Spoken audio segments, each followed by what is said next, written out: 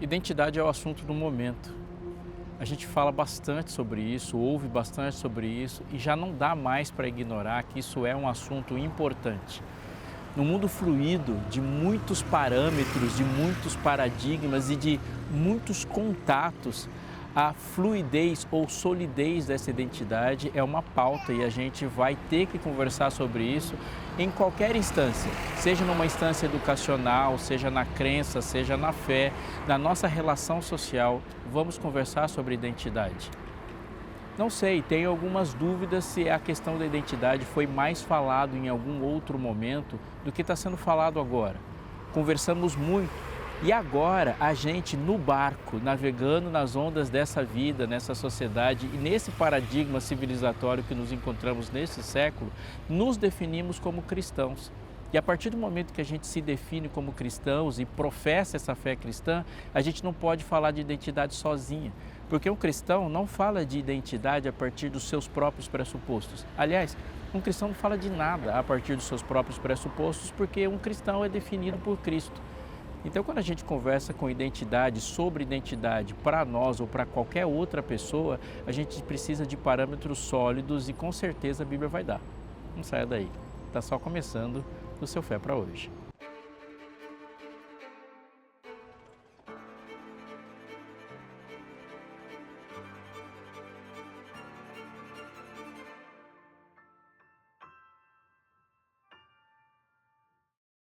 Voltamos.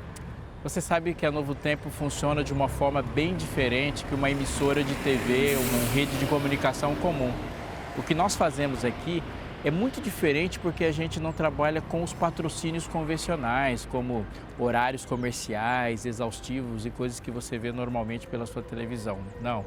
Aqui a base, a mola propulsora das nossas programações são os Anjos da Esperança. São os nossos amigos, parceiros que estendem a mão e com movimentos simples e de doações eles fazem com que as coisas aqui se tornem possíveis.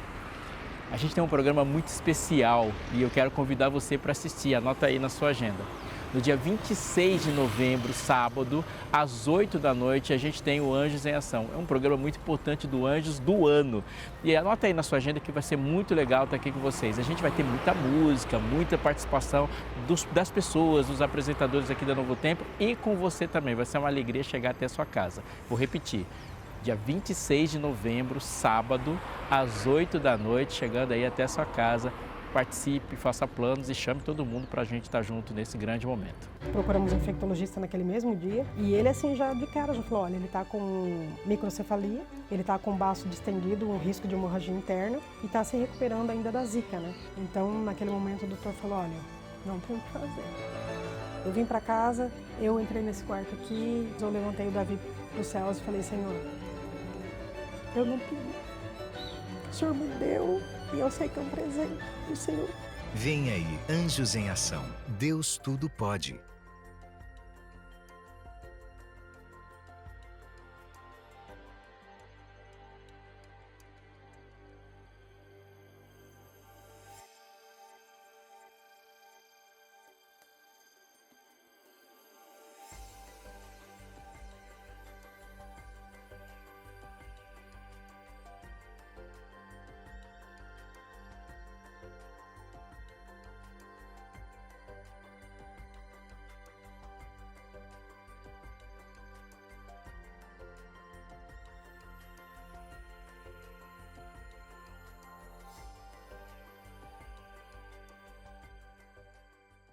Gênesis capítulo 1, verso 26, é um dos versículos mais importantes sobre a definição de ser humano, se não o mais importante de todos. Porque é a partir dele que a gente sabe o que deveríamos ser, o que nos tornamos e o que nos tornaremos. Ele começa assim, e disse Deus, façamos o homem à nossa imagem conforme a nossa semelhança. Tenha ele domínio sobre os peixes do mar, sobre as aves do céu, sobre todo animal que rasteja sobre a terra. 2 versículos bem curtos, mas com uma densidade de informação muito grande. Primeiro é a frase, façamos o homem. Portanto, isso dá uma definição clara concreta e radical de que o homem não aparece pela própria vontade e por nenhuma outra vontade externa à vontade de Deus. Façamos. O Deus que existe e que fez todas as coisas, decidiu fazer esse homem. E quando ele fala façamos o homem, ele vai seguidamente dizer que vai fazer de uma forma, um padrão já pré-estabelecido. O homem não existia antes do façamos o homem, mas ele vai passar a existir a partir de uma imagem que já existia. Façamos o homem à nossa imagem conforme a nossa semelhança. Portanto, a ideia de Deus estará diretamente conectada à ideia de homem, porque o homem foi feito à imagem de Deus. Isso quer dizer algo tremendamente importante. Se a ideia de Deus for danificada, a ideia de homem se danificará imediatamente, porque ele foi feito à sua imagem conforme a sua semelhança. Nesse sentido, a gente pode e deve compreender tudo que o homem é e tudo que o homem não é, simplificando.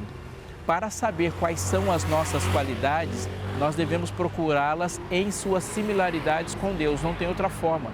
Portanto, tudo que está certo no homem deve ser coisas que também são encontradas em Deus. E tudo que está errado no homem é tudo que existe nesse homem e não existe em Deus. Façamos a nossa imagem conforme a nossa semelhança. Aqui há uma amplitude de coisas e principalmente de propósito, e o propósito está presente na frase. Porque quando ele diz que esse homem é feito à sua imagem conforme a sua semelhança, isso envolve um plano. Quando alguém cria algo igualzinho a ele ou a imagem e semelhança dele, é porque obviamente ele quer se reproduzir, ele quer multiplicar a ideia e a imagem de si mesmo. Então não há só uma definição criadora, mas uma definição de propósito. Deus quis se fazer conhecido em mais lugares e criou representações. Quando Deus fala, se espalhem pela terra, é a mesma coisa que dizer, eu vou espalhar a minha imagem pela terra. Façamos a nossa imagem. Pensa numa coisa, se você estiver sentado agora no sofá da sua casa ou em algum lugar, você deve imaginar o que surgiu primeiro, a cadeira ou o sofá ou o propósito que alguém pensou porque alguém deveria estar sentado. O que surgiu primeiro, a ideia ou a vontade de assistir TV ou a TV? Entende? Primeiro vem o propósito, a ideia, o objetivo do projeto. E o projeto é imagem e semelhança sendo espalhados pela terra. Uma ideia de representatividade e, numa maneira mais bíblica de dizer, de glória. A partir desse projeto, a conclusão, o método vai ser criar o homem. Isso é muito importante mesmo. Isso quer dizer que todas as vezes que um ser humano aparece na Terra é porque havia um projeto para ele. Você pode ter pensado em algum momento da sua vida e procurado qual é o propósito, qual é o projeto, qual é o plano de Deus da sua vida. Gênesis 1, 26 e 27 vai responder taxativamente. Se não houvesse plano, projeto, propósito para a sua vida, não haveria sua vida. Deus não cria o homem, depois passa um tempo sentado, olhando no rosto daquele homem de barro, pensando assim, bom, fiz um homem muito bem feito, que propósito eu vou dar para ele agora? Não, não foi assim. Ele pensou, eu quero a minha imagem e semelhança, vou fazer um homem para isso.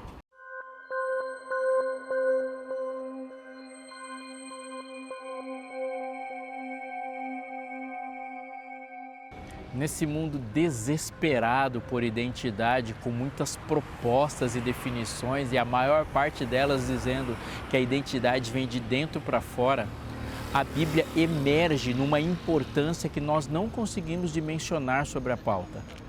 O que ela está dizendo é que nós podemos ter, sim, uma identidade sólida que permeia todas as áreas, a moralidade, a sexualidade, o nosso parâmetro civilizatório, a nossa relação com a nossa família, com o outro, com ou sem. Esse parâmetro de identidade que a Bíblia coloca tão solidamente, tão perfeitamente, é a resposta que nós precisamos para enfrentar uma sociedade tão confusa no que diz respeito à identidade. Mas, principalmente, o que ela está dizendo é que a identidade construída a partir de um Deus criador, ela vem de fora para dentro. E uma frase que deve ser sempre repetida é: você é um ser criado, portanto você não se define. É o Criador que fará isso. E tudo que existe de errado em você, relacionado à sua identidade, é o Criador que vai restaurar.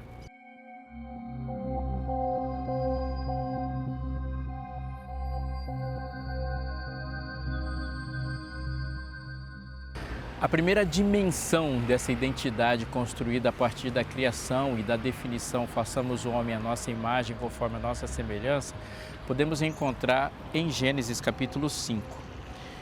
Há um texto que precisa de uma atenção vagarosa e profunda, porque ele vai dizer assim, 5 verso 1. Esse é o livro da genealogia de Adão. No dia em que Deus criou o homem, a semelhança de Deus o fez.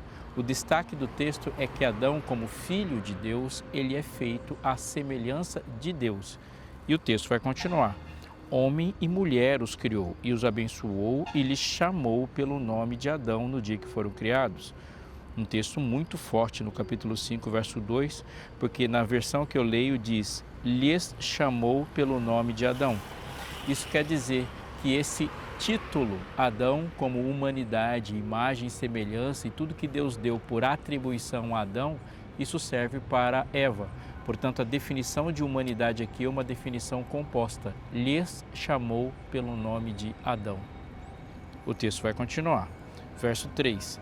Viveu Adão 130 anos e agora é a hora que você presta mais atenção no texto, porque diz assim, e gerou um filho à sua semelhança, conforme a sua imagem, e lhe chamou Sete. A primeira coisa, portanto, que a gente percebe aqui é que Adão, como filho de Deus, é definido como imagem e semelhança de Deus.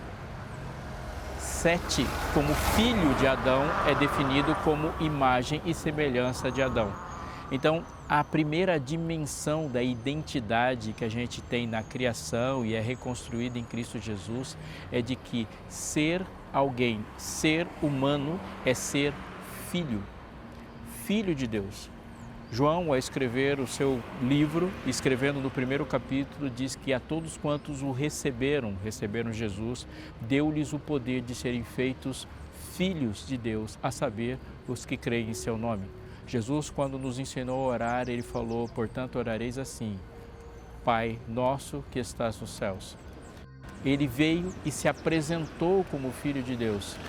Naquele dia lá no jardim, quando ele foi ser abraçado pela primeira pessoa que reconheceu a redenção e o significado da sua morte no momento maravilhoso de reencontro e saudade, Maria, chegando para Jesus, recebe uma frase dela, eu vou para meu Pai e vosso Pai. Nós somos, assim, acostumados a chamar aqueles companheiros de fé, pessoas que professam a mesma fé como irmãos. Não tem a ver apenas com a nossa semelhança, a nossa similaridade ou a igualdade das nossas crenças, mas pelo fato de termos um Pai em comum. Ser assim, chamado de Filho de Deus, significa que todos nós temos um Pai. E essa é a primeira dimensão. Ser humano é ser filho de Deus. E essa dimensão vai se desdobrar em muitas outras.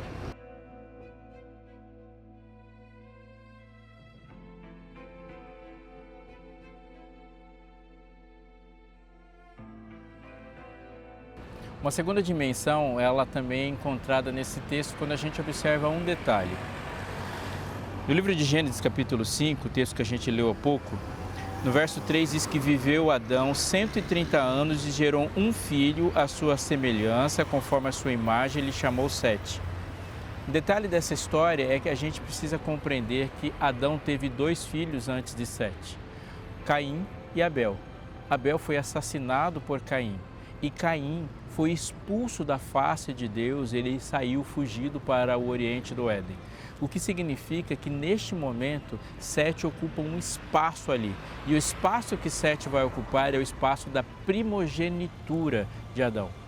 Sim, Sete, para toda a humanidade, é o primogênito de Adão. Não há nenhum outro descendente de Caim, porque todos os descendentes de Caim foram exterminados e morreram durante o dilúvio. Não há nenhum descendente de Sete, a Bíblia não dá registros, portanto a humanidade toda é descendente de Sete, não há nenhum descendente de Abel, mas de Sete sim. E Sete recebe um título, imagem e semelhança. O contexto diz que o primogênito dele, então, portanto, é Sete, como Adão é o primogênito filho, primícia de Jesus, de Deus, como Criador aqui na Terra. Existem muitas coisas para se compreender a esse respeito, mas muitas mesmo. Quando a gente pensa no primogênito, isso significa que ele não é apenas um filho, não é apenas a descendência, mas ele recebe uma função. E essa função é restaurada e ela é enfatizada quando Deus fala, por exemplo, de Abraão. E quando chama Abraão e a partir de Abraão, o povo de Israel se constitui com uma missão especial de ser o modelo daquilo que Deus pensou para a humanidade toda. Quando a gente vai para o livro de Êxodo, no capítulo 4, há uma frase maravilhosa ali e muito explicativa sobre a nossa identidade. Capítulo 4, verso 23 diz assim, verso 22 diz assim: dirás a Faraó, assim diz o Senhor, Israel é meu filho, o meu primogênito. E a conclusão da frase no verso 23 é: digo-te, pois, deixa ir meu filho, para que me sirva, mas se recusares deixá-lo ir, eis que eu matarei teu filho, teu primogênito.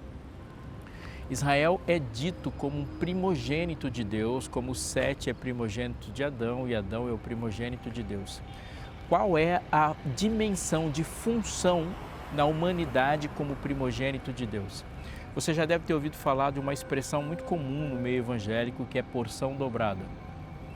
A gente lembra dessa expressão porção dobrada quando Eliseu, caminhando para o momento em que ele se despediria de Elias e Elias seria arrebatado ao céu, ele fala: peço-te que me toques por porção dobrada do Espírito. Infelizmente, isso é um texto muito mal compreendido e popularmente mal compreendido do texto, porque se imagina uma quantidade dobrada de poder ou coisa desse tipo, ou uma unção plena do Espírito. É muito mais do que isso. A expressão porção dobrada tem a ver com primogenitura. Para a gente compreender, se um pai tivesse 4 filhos, ele ia pegar a herança e não dividiria essa herança em 4 partes. Ele dividiria a herança em 5 partes.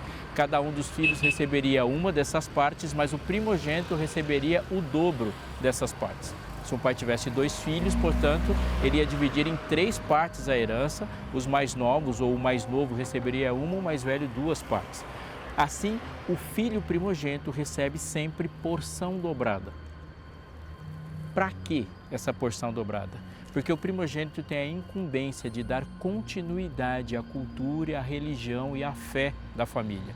É o primogênito que é o resgatador da família. Se houvesse um caso, por exemplo, de agressão para alguém da família ou de roubo, é o primogênito que é o que se responsabiliza de ser o vingador, no hebraico bíblico, o Goel da família. É ele que resgata, ele é o resgatador, ele é o vingador, é ele que assume determinadas funções, é ele que vai buscar os mais novos em caso de perseguição, sequestro, é ele que vinga em caso de morte, é ele que assume os filhos ou o filho daquele irmão mais novo. Ele tem essa função, portanto ele recebe o nome do pai, a imagem do pai, a semelhança do pai, as terras do pai e dá continuidade a esse sobrenome para continuar a sua descendência. Portanto, o nome da família, a perpetuidade da família passa pela função do primogênito. Há casos famosos assim, quando, por exemplo, Esaú despreza a primogenitura, ele não está desprezando ser rico. Ele não está desprezando o dinheiro do seu pai, mas ele não quer saber de dar continuidade à religião do seu pai. Ele rejeita o Deus de Isaac. Portanto, quando Jacó quer muito ser um primogênito, é porque ele dá uma importância muito grande para aquilo que é definido como primogenitura. Jó, no meio do seu capítulo, no meio do livro, ele diz assim: eu sei que meu Redentor vive. A palavra aí descrita como Redentor é a tradução do hebraico Goel, o meu vingador. E ele olha para Deus e define Deus como o seu primogênito, aquele que tem a função de vingá-lo. Pois bem, quando a Bíblia fala que nós somos o primogênito de Deus e define Israel como o primogênito de Deus, significa que a nossa função na terra é de estender as mãos e usar os recursos das bênçãos que Deus nos dá para resgatar os nossos irmãos. Então eu vou te dizer uma coisa, Às vezes a gente pega e para em bancos de igreja ou outros lugares, alguns cristãos falando, Senhor, eu quero porção dobrada do Teu Espírito, você já deve ter ouvido e pode ser que tenha até falado. Eu vou te dizer o que significa esse texto. Como povo de Deus, com uma Bíblia na mão, com uma porção de revelações e com a possibilidade de fazer parte de uma instituição cristã, de uma comunidade de fé ou de culto, essa porção dobrada já existe. É a luz que nós recebemos, é a palavra que você recebe, são os recursos de fé e os privilégios que alguém que faz parte dessa comunidade, esse tipo de coisa, já recebeu para que, com Bíblia na mão, com recursos teológicos na mão, com uma comunidade de fé, com uma igreja e com a possibilidade de cumprir missões, é que a igreja exerce sua função de primogenitura para ir buscar os irmãos que não estão lá.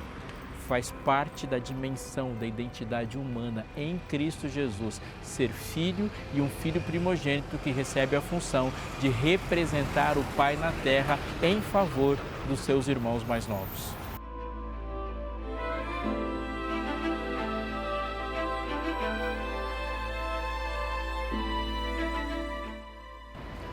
Romanos capítulo 8, verso 16 diz assim: o próprio Espírito testifica com o nosso Espírito que somos filhos de Deus.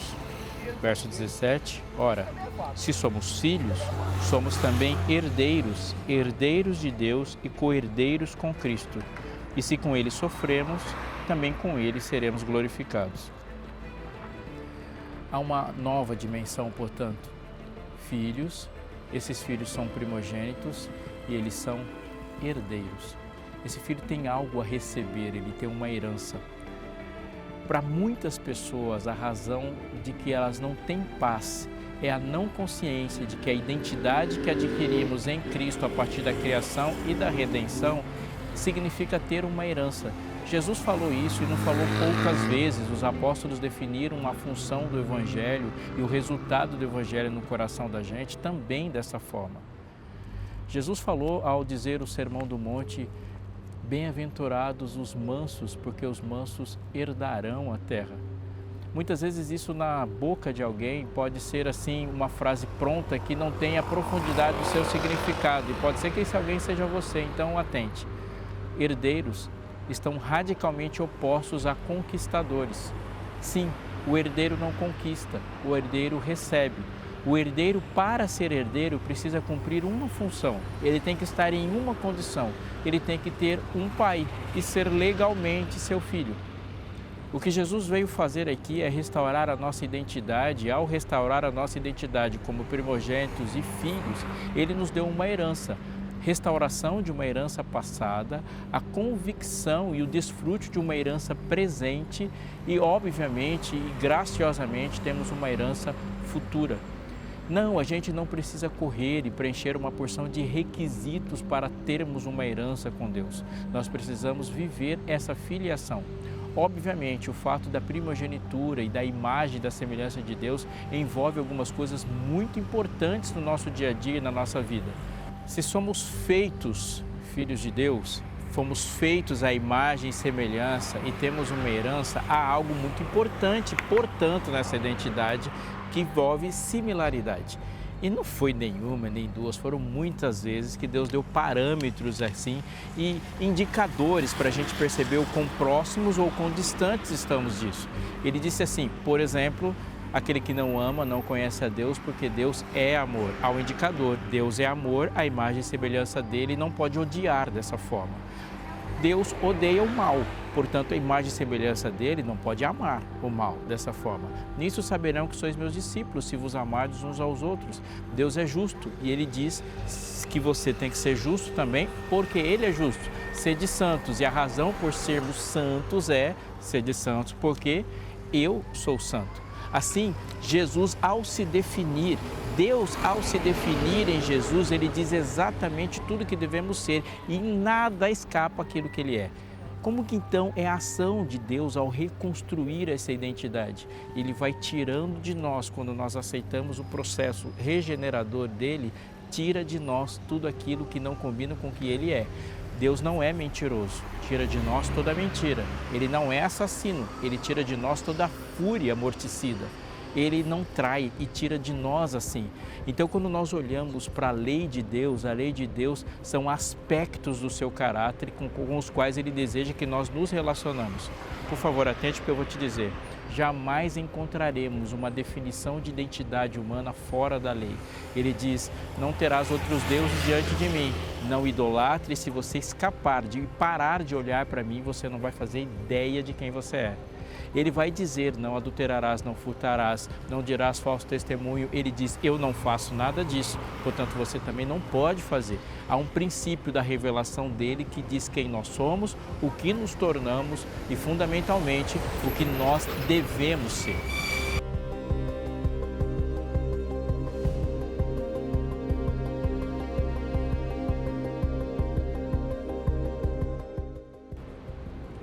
A última dimensão que eu gostaria de conversar com você sobre a identidade, ela está diretamente relacionada à autoridade e à superioridade que Deus deu ao ser humano sobre todas as coisas que Ele criou nessa terra.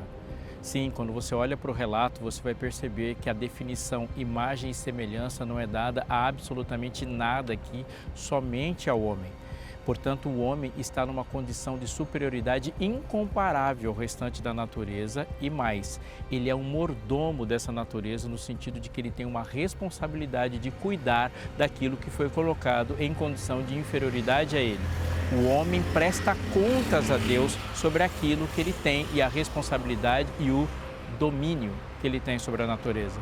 Presta atenção no texto. Capítulo 1 de Gênesis, verso 27, tem a ele domínio sobre, e há uma descrição sobre todas as coisas. O processo restaurador de Deus diz que no final de todo o processo, no livro de Daniel, capítulo 7, verso 27 diz, o reino e o domínio e a majestade dos reinos debaixo de todo o céu serão dados ao povo dos santos do Altíssimo. O seu reino será um reino eterno e todos os domínios o servirão e lhe obedecerão. O final da história da redenção é a restauração completa de um domínio que foi perdido no Éden.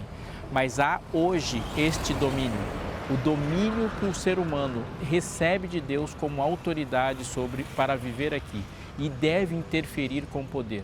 É uma pergunta importante, porque quando a gente pensa sobre isso, a gente pensa onde é que foi parar esse domínio se a gente não consegue exercer tanta autoridade sobre a natureza. E aqui está uma resposta importante. Esse domínio é exercido através da oração. É através da oração que o domínio é exercido quando alguém ora e um doente sara. Na Bíblia há relatos e na história há relatos de pessoas que oraram, exerceram o domínio autorizado por Deus e mortos voltaram à vida, aleijados voltaram a andar, cegos voltaram a ver, o sol e o céu pararam, as estrelas se moveram, o mar se abriu através da oração. Quando a gente pensa qual é a função da oração na nossa vida, a gente tem que pensar fundamentalmente nisso. Eu vou dizer para você, esse estudo bíblico que a gente tem, esse guia de estudos, ele fala exatamente disso. A pergunta é, Deus me ouve? Mas a partir dessa pergunta tem muito mais coisas. Se Deus te ouve, isso significa que a sua conexão com Ele vai reproduzir a sua identidade. Eu digo para você, o ato de você, por exemplo, ligar para a gente e pedir um estudo desse aqui é muito, muito, muito importante. Não só para que você adquira mais conhecimento, mas para que você entenda mais sobre você, porque conforme eu disse, ler a Bíblia é muito importante. Deixar que a Bíblia te leia é tão importante quanto falar com Deus é muito importante. Saber o que significa como filho, herdeiro e tendo domínio sobre as coisas, tal como Deus te chamou para ser, é fundamentalmente importante. Viva com alegria a sua identidade.